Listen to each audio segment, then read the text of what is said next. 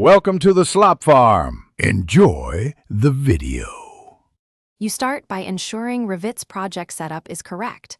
Why this matters is simple. Lighting depends on units, level heights, and north orientation.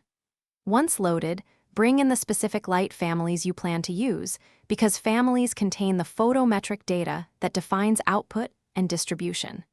Make sure you choose artificial versus daylight strategy now. Then place a reference plan view at the target level and position a few test fixtures so you can iterate quickly. This first action sets the stage for accurate light behavior. Once fixtures are placed, you need to configure their properties to match design intent. This is where the how affects results. Adjust lumen output and color temperature so the model reflects the real product, and load or link the IES/Candela file when available so distribution is correct. Make sure target orientation and mounting height are accurate, because beam angles depend on them.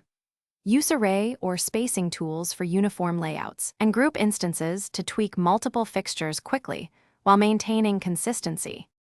You finish by simulating light performance. Run sun settings for daylight or render with illumination analysis to inspect lux values and visual balance. Then tweak fixture output, spacing, and surface reflectance to reach target levels. Remember, materials and bounce significantly affect results. If things look wrong, first verify the IES file path and family photometric settings, then confirm view range and export units. Finally, check element visibility and phase. Often the issue is a misassigned phase or hidden family rather than a lighting error.